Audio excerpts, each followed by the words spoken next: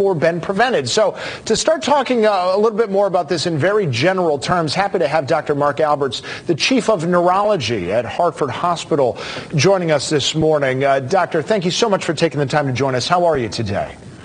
Great, Tim. Good morning. Good morning. Yes, and we always want to just impress upon our viewers that, of course, we have no connection to this case. There's a lot of information we don't know. But why don't we start there? What other questions do you have with your experience in neurology based on the little that we do know about his death? Right. I would want to know, as a physician, what other medical issues Bob may have had. For example, was he taking blood thinners?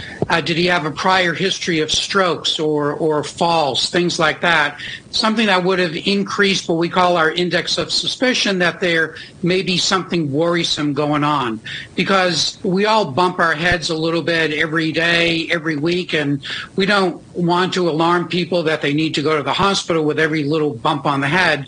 And again, his case raises more questions than answers at this point. Yeah, and it's a good point you meant. You don't want to cause undue risk. But I do want to talk about those sort of bolt of lightning cases. What does happen in the rare cases that maybe somebody bumps their head, otherwise thinks nothing of it, but winds up suffering a fatal injury that doesn't make itself known for a few hours? Yeah, I mean, you can have damage to the blood vessels in your brain from banging your head, and then if those blood vessels get torn or squinched too much, it can cause bleeding in the brain, particularly if the person or if the patient has another risk factor for bleeding, like they're taking a blood thinner for another disease, something like that.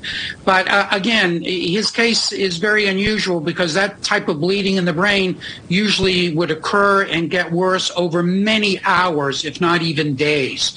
So to have him go to bed being what we presume is normal, and then he never wakes up again, that's distinctly unusual in my opinion. Okay, at least that is something. And doctor, as you were saying that, just got an email in from a viewer named Steve Devaney who said, I'm on blood thinners. They told me if I fall or hit my head, I had to go to the ER. Is that general good medical advice, or more specifically, are there certain symptoms you should be looking out for when you or somebody else hits their head that says, okay, we need to get checked out? Yeah, great question, Tim. So not everybody who hits their head has the same type of injury, right? If you're in a car accident going 60 miles an hour and you hit your head on the windshield, that's a high impact injury. That's something very worrisome. On the other hand, if you just very gently walk into a door and, you know, it's lasts a second and there's no real injury, that's sort of at the different end of the spectrum. Having said that, I think you need a big dose of common sense, and it's always a good idea in those cases where patients are on a blood thinner for them to call their primary care physician, explain what happened, explain how they're feeling, and then let them parse things out, because we don't, again, want everybody running to the ED every time they bump their head. And you got into this a little bit before, in terms of a time window that you want to look for before you can say, okay, I think everything's all right. How long would it normally take before you would be reasonably assured somebody did not suffer something inside their head that would cause more attention after a head injury? Yeah, I mean, certainly the longer you go after a head injury, the more confident you are, especially, and this is the key thing, if the patient is normal. They're not having a bad headache. They're awake and alert.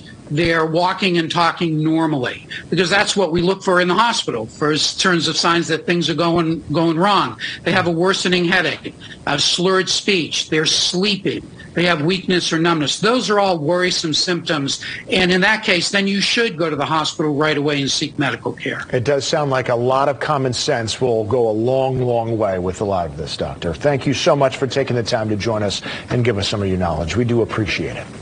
Thank you very much.